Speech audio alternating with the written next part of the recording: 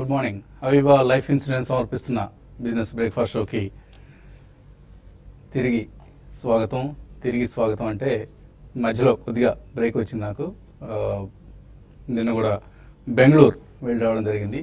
Gilmore అనే ఒక company Karnataka operations launch సందర్భంగా.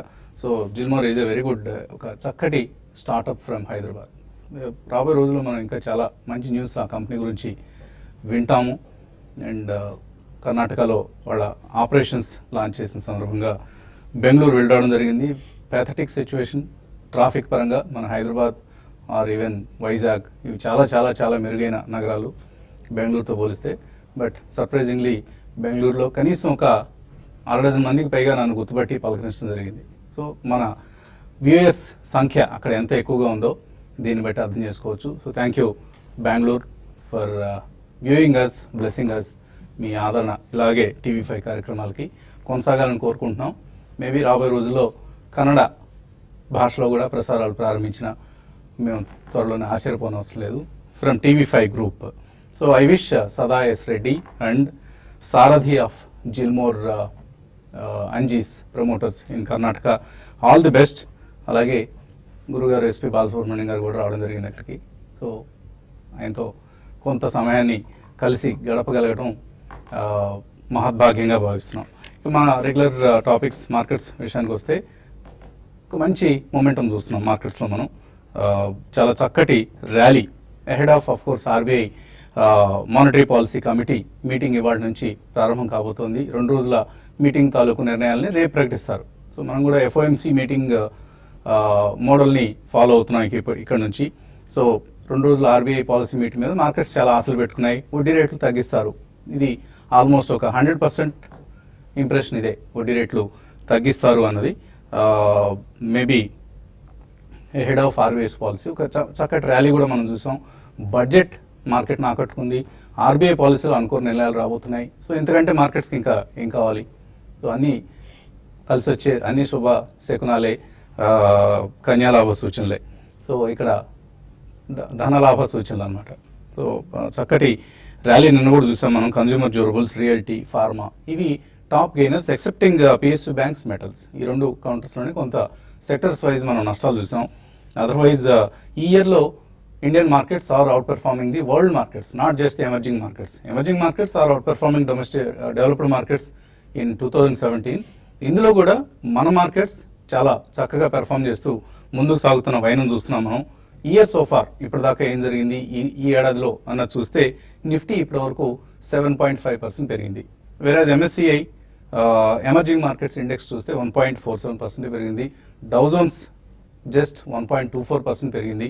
సో మన markets clearly they are outperforming the world markets. Global equity ఇండిసెస్ని last 5 weeks performance కనుక మనం చూస్తే ఒక 10% అవుట్ పెర్ఫార్మెన్స్ మనకు కనిపిస్తుంది. సో నవంబర్ డిసెంబర్లో మనం ఏదైతే ఒక అండర్ పెర్ఫార్మెన్స్ చూసామో compare to emerging markets and other global markets, ఈ లాస్ట్ 5 వీక్స్లో మనం recover చేసుకోగలిగాం.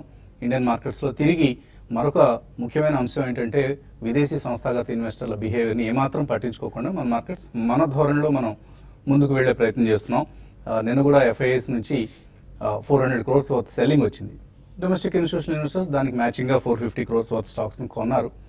Of course net institutional buying అనేది 0 అయింది. కానీ retail participation, HNIs and mutual funds వీళ్ళ దగ్గర నుంచి చాలా ఎక్కువ, ప్రత్యేకించి మిడ్ అండ్ స్మాల్ క్యాప్స్లో చాలా చాలా స్ట్రాంగ్ అవుట్ పర్ఫార్మెన్స్ చూస్తున్నాం. నిఫ్టీ 8800 దగ్గర ఉన్నా కూడా కొన్ని స్టాక్స్ మిడ్ అండ్ స్మాల్ క్యాప్స్లో ఉన్న స్టాక్స్ ప్రీ డిమానిటైజేషన్ లెవెల్స్కి వచ్చాయి. 52 వీక్ హైస్ దగ్గర మనకు కనిపిస్తున్నాయి కొన్ని స్టాక్స్ లైక్ HPCL కావచ్చు, బజాజ్ ఫిన్సర్వ్ కావచ్చు, ఫెడరల్ బ్యాంక్ కావచ్చు, ఇటువంటి స్టాక్స్ అనమాట. అలాగే కొన్ని అయితే lifetime highs of course index stocks ఇవి, HDFC bank, Maruti, ITC, IndusInd bank ఇటువంటివి. So Gujarat gas or Laurus labs, ఇటువంటి క్రాంప్టన్ గ్రీవ్స్, ఇటువంటి స్టాక్స్లో మనం 13 to 20%. Laurus labs is a very recent listing, మన స్టేట్ నుంచి లిస్ట్ అయింది. మనం కూడా ఈ కార్యక్రమంలో IPOని రికమెండ్ చేసాం, తప్పకుండా ఇన్వెస్ట్ చేయండి అంటూ. So now it is giving decent returns for the investors who post their confidence in this company during the IPO. చక్కటి కంపెనీ ఇది. డిక్లైన్స్లో ప్రతి డిక్లైన్లో కూడా ఈ కంపెనీ స్టాక్స్ని మీరు అక్యుములేట్ చేసుకోవచ్చు. Though pharma is going to be laggard in the near future. Pharma, IT మన export oriented కంపెనీస్కి కొద్దిగా గడ్డు కాలం ఇది.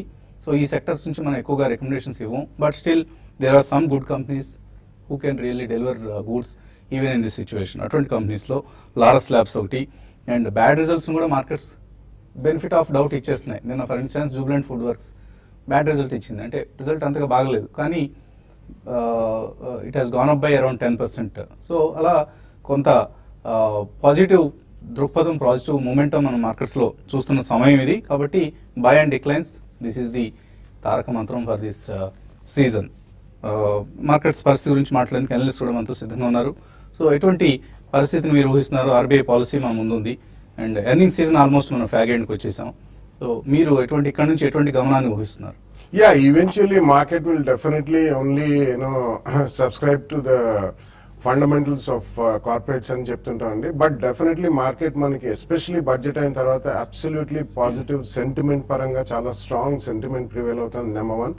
నెంబర్ 2, మనకి inflows into domestic mutual funds are at an all time high and record. And this is not going to be one time అండి, ఎందుకంటే these are SIPs. Other modes of investment like fixed assets కానివ్వండి, లేకపోతే gold and bullion, ఇటువంటి దాంట్లోంచి definitely financial assets వైపు మొగ్గు చూపుతున్నారు అన్న దానికి ఇదే నిదర్శనం. లాస్ట్ 1 year నుంచి కూడా we have seen some continuous and stable inflows into mutual funds. So అదొక చాలా బిగ్ పాజిటివ్ డ్రైవర్గా ఉంటుందండి. అఫ్ కోర్స్ మనకి ఇంకా ఇంట్రెస్ట్ రేట్ కట్ అయితే probably 1 or 2 in the next 2 to 3 months. Definitely I think that will also aid private investments, private capex కూడా మళ్ళీ మనకి సైకిల్ బిగిన్ అవుతుందని చెప్పి కొన్ని వర్గాల వాళ్ళు తెలియజేస్తున్నారు. ఎస్పెషలీ మొన్న మనకి చందా కోచార్ గారు ఆవిడ చెప్పింది, private investments are looking up extremely and it's a bright scenario అని చెప్పి. అలా బ్యాంకర్స్ కూడా ఎప్పుడైతే చెప్పడం మొదలు better, I think once the private sector capital expenditure kicks in and government expenditure definitely last 1 or 2 years నుంచి కంటిన్యూ అవుతుంది. ఈ ఇయర్ అవుట్లేస్ కూడా చాలా హెవీగా చేశారు బడ్జెట్లో. ఇవన్నీ కూడా దోహదపడతాయి అల్టిమేట్లీ బిజినెస్ స్టెబిలిటీకి అండ్ బిజినెస్ గ్రోత్ అని చెప్పుకోవచ్చు. So all in all definitely market is going to be extremely positive. There will be small corrections, definitely ఆ కరెక్షన్స్లో మనం యూజ్ చేసుకుని స్టాక్స్ కొనుక్కోవడానికి రెడీగా ఉండాలండి. But otherwise I think definitely it's going to be a very strong future for the next 2-3 years అనే చెప్పాలి. ఎందుకంటే మనకి all parameters are definitely pointing out towards a very strong trajectory in terms of positive nature.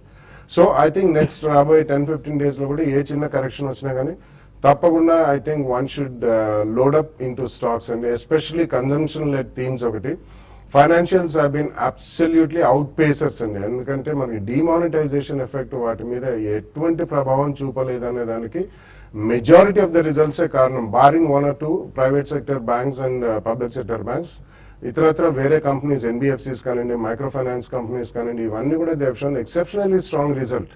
So all in all, it's going to be a strong market. Buy on every dip, or maybe you can start straight away. SIP only they can still load up with extra money into the mutual funds. So ట్రేడర్స్కి ఎటువంటి సలహా ఇస్తున్నారు ఇవాళ ఈ Tuesday? Markets అయితే ఈరోజు కొంచెం last few డేస్గా ఉన్న ర్యాలీ అనేది ఆగడానికి అవకాశం ఉంది. ఈ లెవెల్లో కొంచెం మార్కెట్ మళ్ళీ కన్సాలేషన్లో రావచ్చు.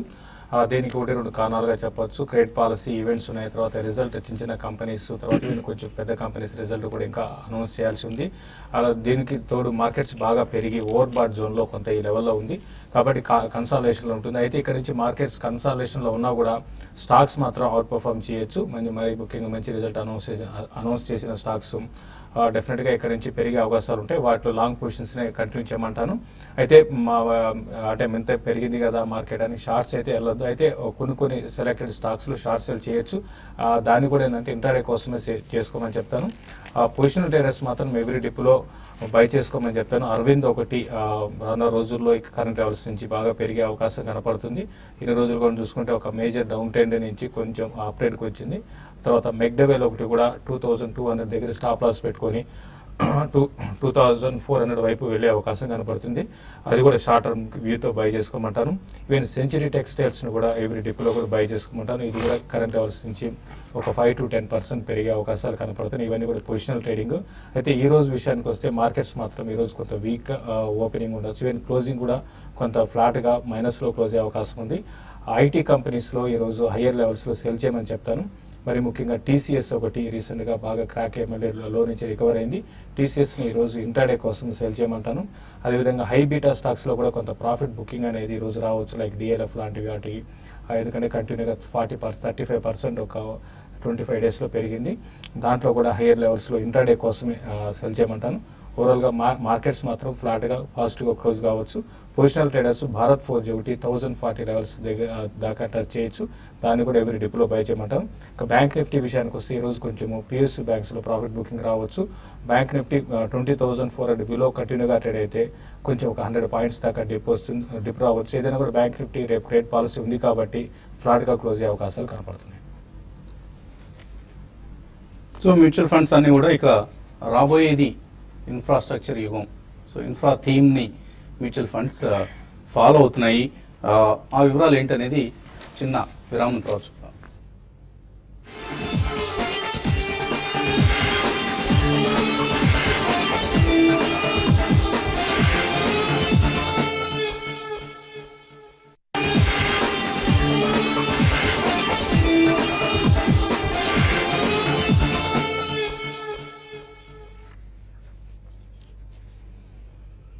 అవీవా లైఫ్ ఇన్సూరెన్స్ సమర్పిస్తున్న బిజినెస్ బ్రేక్ఫాస్ట్ షోకి తిరిగి స్వాగతం. కాలర్స్ లైన్ ఉన్నారు. మొదటి కాలర్ కర్నూలు నుంచి Chandrashekar. Hello morning sir. Morning అండి, అడగండి చంద్రశేఖర్. జిఎం బ్రెవరీస్ 550లో కొన్నాం సార్. తర్వాత దావత్ రేట్లో బై చేయొచ్చు సార్. ఏదండి? దావత్ ఎల్టీ ఫుడ్ సార్. దావత్ ఎల్టీ ఫుడ్స్. ఓకే, దావత్ రైస్ తయారు చేసే కంపెనీ. ఇయర్ అయిపోతుంది సార్, ఒక రోజు ఎటు రోజు అది ఈ రేట్లో బై చేయొచ్చు సార్ అని. ఓకే ఓకే, ఎలా ఉంటాయి GM breweries and LT foods? Yeah, I think GM breweries అయితే కరెంట్లీ మాత్రం ఉంచండి. కొద్దిగా మనకి యాక్చువల్లీ ఎలక్షన్ సీజన్ ఉన్నప్పుడు ఇటువంటి కంపెనీస్ కి కొద్దిగా దోహదపడుతుంది అన్నది. అండ్ రీసెంట్లీ జిఎం బ్రేవరీస్ బాగా లాస్ట్ 1 year లో చూసుకుంటే స్ట్రాంగ్ గా పెరిగి మళ్ళీ కొద్దిగా స్వల్పంగా రియాక్షన్ అయింది. బట్ కరెంట్లీ మీరు ఉంచండి. But it's not a very long term bet. Maybe 1 or 2 quarters కొద్దిగా రిజల్ట్స్ ఆశాజనకంగా ఉంటే ప్రాఫిట్ వస్తే మాత్రం తప్పకుండా అమ్మండి. దావత్ అది కూడా లాస్ట్ ఫ్యూ డేస్ లో ఆల్ కంపెనీస్ కేఆర్బిఎల్, దావత్, చెమన్లాల్స్ అయితే ఇటువంటి కంపెనీస్ అన్ని కూడా చాలా స్ట్రాంగ్ ప్రైస్ పర్ఫార్మెన్స్ అనేది మనం మార్కెట్ లో చూస్తాం. But I think there are good days for all basmati exporters అండి. ఎస్పెషల్లీ ఈవెన్ డొమెస్టిక్ మార్కెట్ కూడా బాగా పెరుగుతుంది బ్రాండెడ్ బాస్మతి రైస్ కి.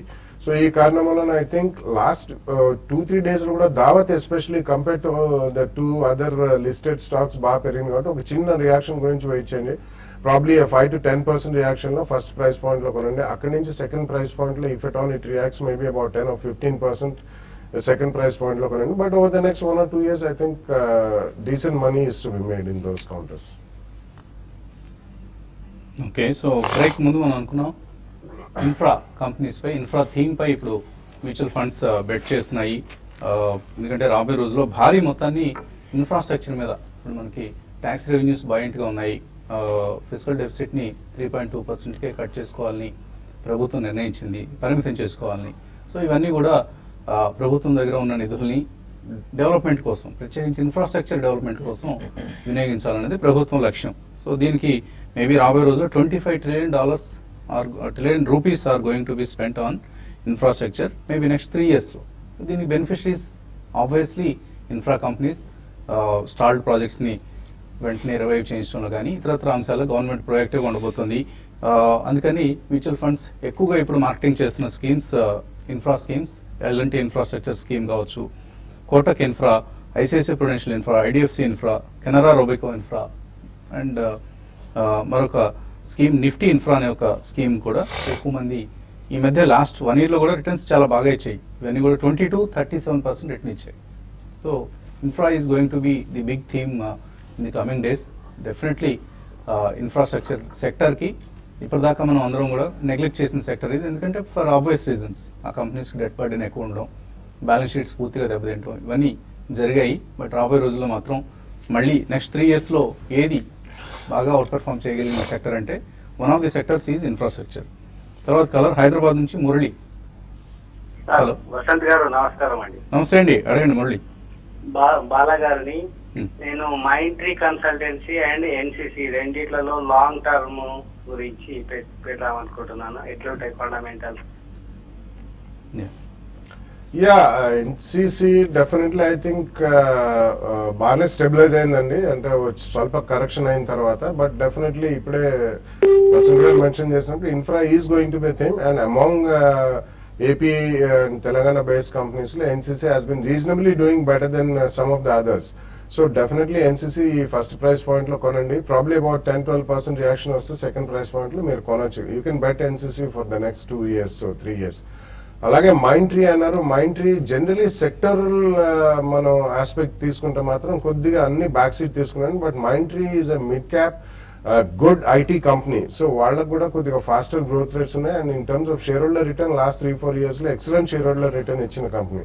So I think nothing major to worry about. Mind tree కూడా ఈ ప్రైస్ పాయింట్ లో కొనొచ్చు. బట్ సెక్టర్ అంత లైమ్లైట్ లేదు కాబట్టి, అండ్ యుఎస్ నుంచి చాలా నెగిటివ్ నాయిసెస్ వస్తున్నాయి ఈ సెక్టర్ పరంగా. కాబట్టి అది కొద్దిగా it may way upon mind tree అండి. కాబట్టి కొద్దిగా టైం పడుతుంది. సో కానీ మైండ్ ట్రీ లాంటి కంపెనీలో మీరు తీసుకున్న they have even other verticals అండి అండ్ అదర్ జాగ్రఫీస్ ఆల్సో.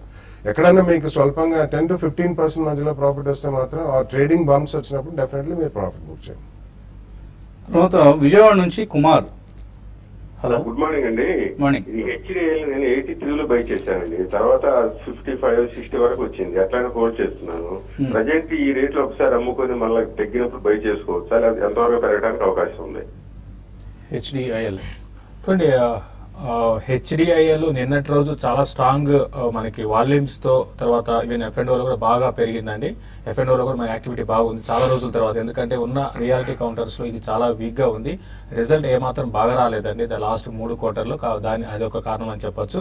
మిగతా స్టాక్స్ అవుట్ పర్ఫార్మ్ చేస్తుంటే వీక్ ఉంది. ఇది దీంట్లో అయితే ఎగ్జిట్ కావడం మంచిదండి. ఎందుకంటే ఈ ర్యాలీ అనేది ఎంతవరకు కొనసాగొచ్చు అనేది చెప్పలేము.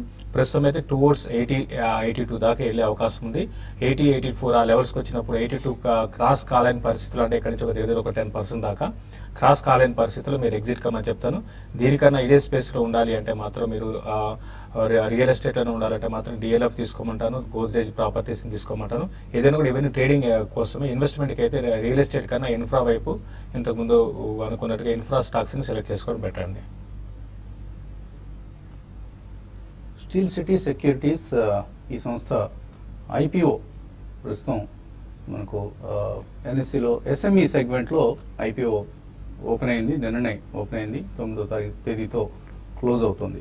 So 6th to 9th listing on NSE SME segment. So very thin liquidity మనకు కనిపిస్తూ ఉంటుంది ఆ సెగ్మెంట్లో. ఎక్కువ మందికి అసలు అదొక సెగ్మెంట్ ఉందని కూడా తెలియదు. మరి ఎందుకు స్టీల్ సిటీ ఈ సెగ్మెంట్లో IPOకి రావాలని నిర్ణయించుకుందో తెలియదు. Fundamentals are okay, not a great broking company, but they're okay kind of a company. Better to go for a already listed entities like మనం గతంలో అనుకున్నట్లే మోతిలాల్ ఓస్వాల్ ఇటువంటి కంపెనీస్ ఉన్నప్పుడు why should one go and invest in Steel City Securities that too on the SME platform? ఇవన్నీ ప్రశ్నలు. మన రాష్ట్రానికి తెలుగు రాష్ట్రాలకు చెందిన కంపెనీ కాబట్టి కొద్దిగా మనకు అభిమానం ఉంటుంది. బట్ అభిమానం ఓ పక్కన, మనకి ఇన్వెస్ట్మెంట్ మీద రిటర్న్స్ బాగుంటాయా లేదా అనేది మరొక అంశం. సో లిక్విడిటీ పరంగా కొన్ని ఇష్యూస్ ఉన్నాయి కాబట్టి ప్రస్తుతానికి మనం అవాయిడ్ చేయండి అని రికమెండేషన్ ఇవ్వాల్సి వస్తుంది స్టీల్ సిటీ సెక్యూరిటీస్ని.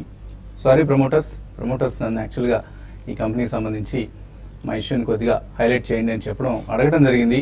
కానీ నాకు బాగా మిత్రులు. In fact I was once upon a time a member of steel City securities. కాకపోతే ప్రస్తుతం ఉన్న పరిస్థితిలో అన్నింటినీ గుణగణాలన్నింటినీ బేరీజ్ వేసిన తర్వాత we can't recommend this issue. Maybe listing తర్వాత ఒకవేళ ఎప్పుడైనా ఏదైనా అట్రాక్టివ్ ప్రైస్కి వచ్చింది అనుకున్నప్పుడు తప్పకుండా కన్సిడర్ చేద్దాం. మళ్ళీ మరొకసారి మనం రివ్యూ చేసుకుందాం లిస్టింగ్ తర్వాత స్టీల్ సిటీ సెక్యూరిటీస్లో ఇన్వెస్ట్ చేయొచ్చా లేదా అనే అంశాన్ని. ఇక కార్యక్రమాన్ని మనం ఇక్కడితో ముగించి మళ్ళీ యూట్యూబ్ ప్లాట్ఫామ్ మీద కలుసుకుందాం. profityourtrade.in ఈ వెబ్సైట్కి లాగిన్ అవ్వండి. అక్కడ నుంచి మనం యూట్యూబ్ వీడియోస్తో పాటు మార్కెట్ ఇన్ఫర్మేషన్ కూడా చూడొచ్చు.